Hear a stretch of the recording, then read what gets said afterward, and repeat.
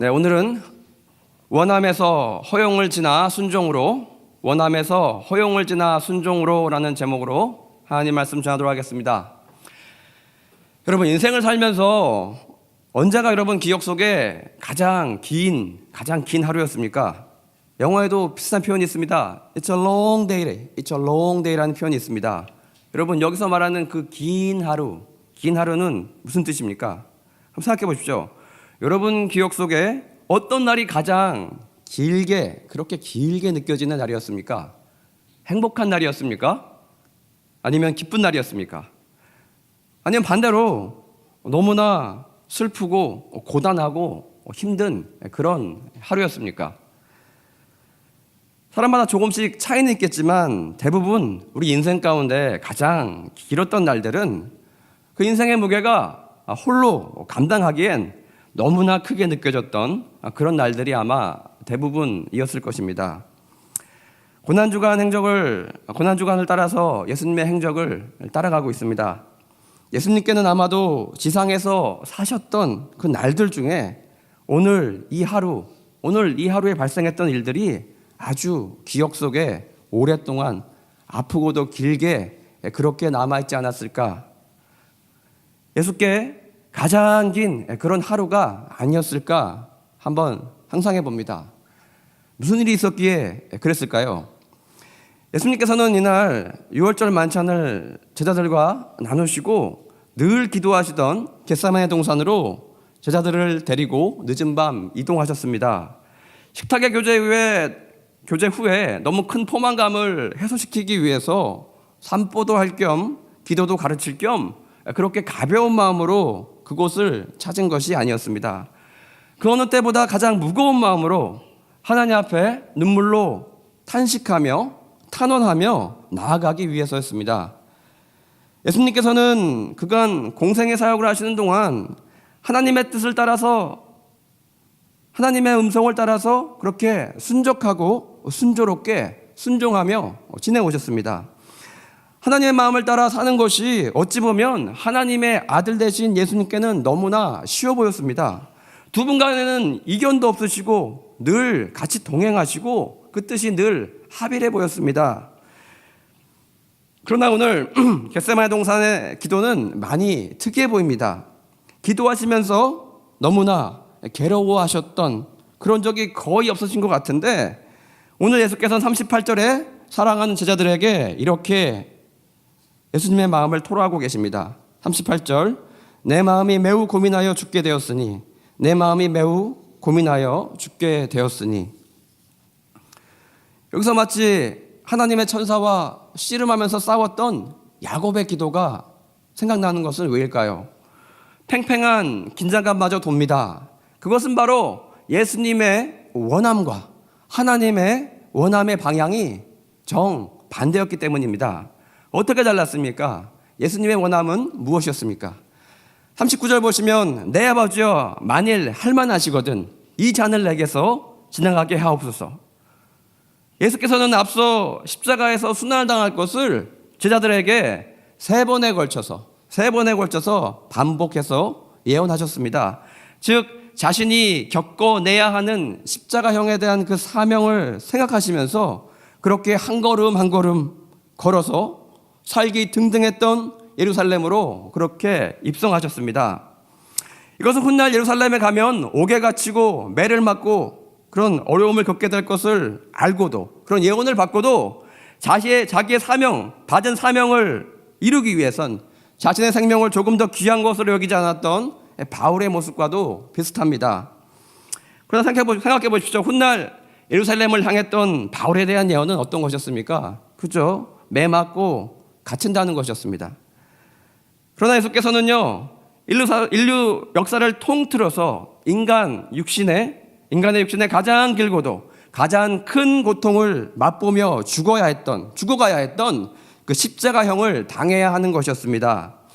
오랜 시간 동안 큰 대못에 찔린 상처 가운데 흘러내려오는 그 피로 말미암아 점점 의식을 잃어가고 또 서서히 하늘에 매달린 그 물리적인 중력에 의해서 그 늘어지는 육체의 끔찍한 고통 가운데, 그런 오랜 고통 가운데 서서히 죽어가야 하는 가장 무서운 형벌이었습니다. 그래서 예수께서는 할 수만 있다면, 아버지의 뜻을 되돌릴 수만 있다면 이 십자가 형만은 피하고 싶으셨습니다. 그래서 그 원함을 가지고 하나님 앞에 땀방울이 핏방울이 될 때까지 그렇게 구하시고 또 구하셨습니다. 우리가 철야 기도를 3시간 하듯이 대략 1시간씩 총 3번에 걸쳐서 하나님 앞에 나아가서 같은 기도의 제목으로 아버지께 그렇게 간구하셨습니다. 이런 원함의 기도 속에서도 예수님의 마음속엔 늘 걸리는 것이 한 가지 있었습니다. 그것은 바로 하나님 아버지의 뜻이었습니다. 비록 자신의 원함과 정반대의 것을 원한다 하실지라도, 그것이 정녕 나는 피할 수만 있으면 또 피하고 싶은 것일지라도, 예수께서는 아버지의 원이 자신의 원보다 더 앞서야 한다는 것을 분명히 알고 계셨습니다. 39절 하반절 보시면 예수께서 자신의 원함을 하나님 앞에 이렇게 고한 이후에 또다시 이렇게 기도하고 계십니다. 그러나 나의 원대로 마옵시고 아버지의 원대로 하옵소서. 여기서 우리는 작지만 아주 중요한 변화를 감지할 수가 있습니다. 예수께서 자신의 원함을 아버지 그냥 해주세요, 이렇게 꼭 해주셔야 합니다, 그렇게 말씀드렸던 게 아니라 예의와 품위를 갖추고 아버지께 조심스럽게 부탁을 드렸습니다. 내 아버지요, 만일 할만하시거든. 내 아버지요, 만일 할만하시거든. 이렇게 시작되었고 요청되었던 예수님의 기도는 곧 아버지의 원대로 하옵소서, 아버지의 원대로 하옵소서라는 고백을 통해서 하나님 뜻에 대한 허용으로, 수용으로 그렇게 바뀐 것입니다. 즉 예수님의 기도는요, 자신의 뜻에서 벗어나서 점점 하나님의 뜻으로 그 무게의 중심이 옮겨지고 있었습니다. 나아가 42절 보시면 두 번째 나아가서 기도할 때, 이때는 자신의 원함의 포기, 즉 하나님의 뜻에 대한 할 수 없는, 마지못한 그런 수동적인 허용에서 한 걸음 더 깊이, 더 멀리 그렇게 나아갑니다. 42절 보시면 내 아버지여, 만일 내가 마시지 않고는 이 잔이 내게서 지나갈 수 없거든 아버지의 원대로 되기를 원하나이다. 아버지여, 만일 내가 마시지 않고는 이 잔이 내게서 지나갈 수 없거든 아버지의 원대로 되기를 원하나이다. 이 마지막 기도문 속에서는요, 예수님의 원함이 아니라 하나님의 원함만이 분명히 드러나고 있습니다. 즉 무엇입니까? 아버지의 큰 구원의 계획이 무엇이었습니까? 그것은 바로 독생자 예수께서 십자가에서 온 세대, 온 인류의 대속 제물로 달리시는 것이었습니다.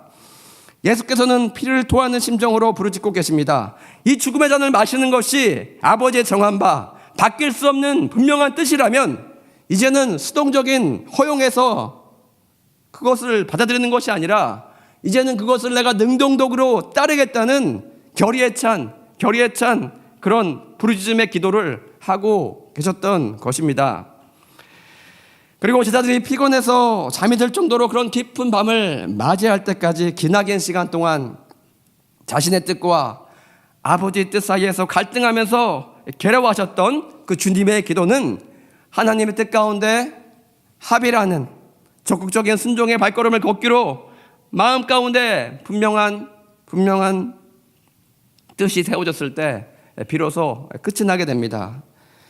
여러분, 마지막 세 번째 나갔을 때는 무슨 기도를 드렸을까요? 성경엔 기록되어 있지 않지만 아마도 이 결연한 의지를 기도하는 동안 담금질하셨을 것 같습니다. 더욱 마음을 단단히 하는 그런 기도의 시간으로 주께서 삼으셨을 것 같습니다. 오늘 우리는 이 겟세마네 예수님의 기도의 과정을 보면서 우리 기도의 방향을 배우게 됩니다.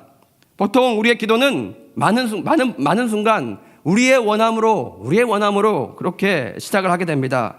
그리고 어떤 분들은요, 여기서 기도가 멈추어 버립니다. 그리고는 세상을 향해 나아갑니다. 즉 우리의 기도가 우리의 원함만 하나님 아버지께 그렇게 아뢰고 돌아가는 분들이 있습니다. 반면 좀 더 하나님 앞에 오래 머무는 성도님들은 자신의 뜻 가운데 개입하시는 하나님의 마음을 알면서 갈등하게 됩니다. 자신의 감정과 자신의 자아와 다른 길을 가라 명하시는 하나님의 인도 앞에, 그 말씀의 권위 앞에 내키지는 않지만, 괴롭지만 그저 순종하며 나아가는 성도님들도 계십니다. 즉 자신의 원함을 버리고 하나님의 뜻을 받아들이는, 허용하는 그런 단계라고 할 수 있겠습니다.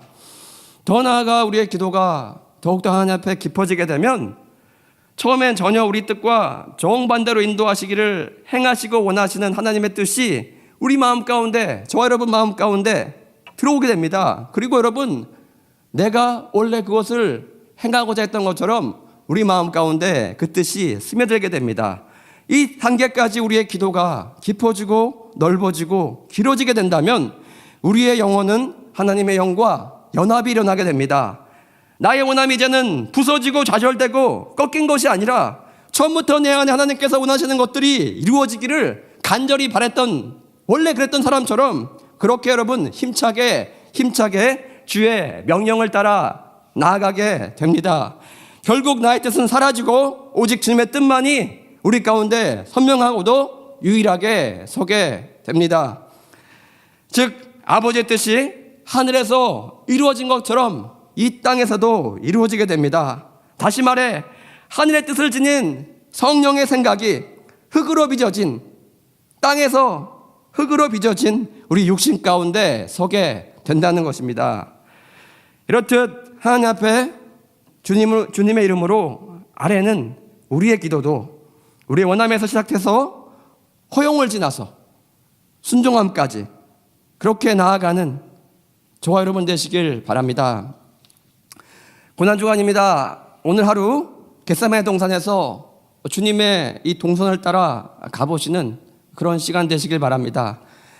기도 속에서 점점 저와 여러분의 뜻은 희미해지고 우리의 아집은 재와 같이 사라져버리고 오직 주의 영과 연합함을 맛보시는, 주의 영이 오직 우리 마음 가운데 와서 사심을 만끽하시는 오늘 하루 되시길 바랍니다.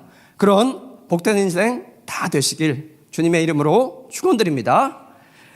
다 같이 151장 만왕의 왕 내 주께서 찬양하시고 기도함 나가겠습니다.